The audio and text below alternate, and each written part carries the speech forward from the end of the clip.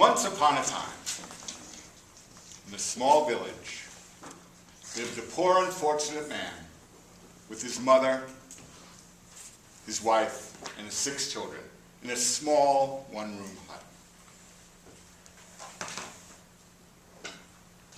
Because it was so crowded and so small, his wife and he argued all the time. The children were noisy and quarrelsome. In winter, life was especially hard because of the long nights and cold days. The children fought and crying all the time. When after a certain amount of time, the poor unfortunate man couldn't stand it any longer, he ran to the rabbi for help. "Holy Rabbi, help me! Life is miserable where I live. I am a poor, unfortunate man. My hut is small. We have no money. I live with my wife, my mother, my 6 children. Please help me, Rabbi. I'll do whatever you say." And the rabbi sat and thought, pulled on his beard, and said, "My good, unfortunate man, do you happen to have some animals?" "Oh, yes. I have a chicken." "Good.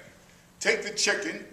And I do have a rooster and a goose. Take the chickens, the rooster, and the goose, and take them into your hut with you." "Really, Rabbi? You said you'd do anything I'd said." "Okay." So the man walked home, ran to a shed, and brought the chicken, the rooster, and the goose into his hut. When after some days or a week went by, life was worse than before.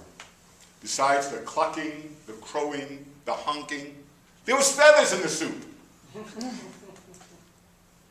When the man could not stand it any longer because the hut was growing smaller, the children were growing bigger, he ran to the rabbi for help. He said, "Holy Rabbi, miserable. Oh, life is more miserable than before.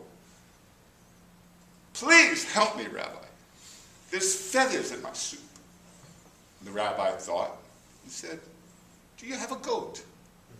Yes, it's an old goat. It's not worth much." "Does not matter, my son. Bring the goat into your house." "Really, Rabbi? The goat?" "Yes, do as I said." The man trudged home with a head down and brought the goat into the house.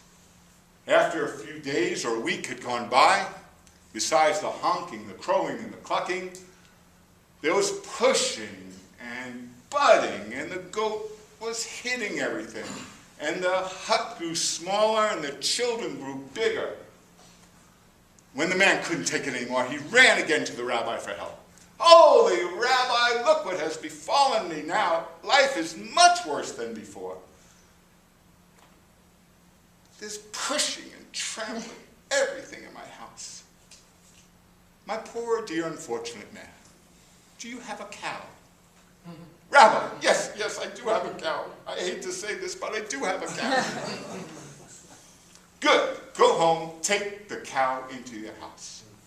The man trudged home with a heavy heart. "Is the rabbi crazy?" he thought. He took the cow into his house. When after a few days or a week had gone by, life was miserable, more miserable than before. Honking, crowing, clucking, pushing, butting, and the cow trampled everything. When he could not stand it anymore, he ran to the rabbi for help. "Holy Rabbi, the world is ending as I know it. Life is miserable. I cannot stand it.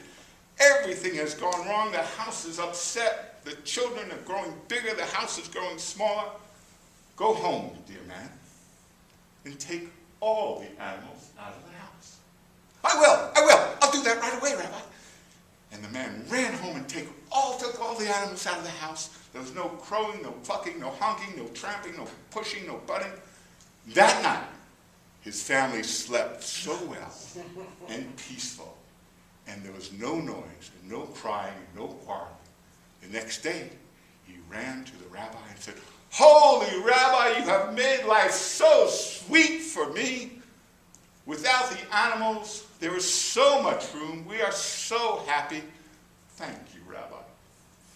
And the rabbi just sat, sipped his tea, and said, that's a definition of reprieve.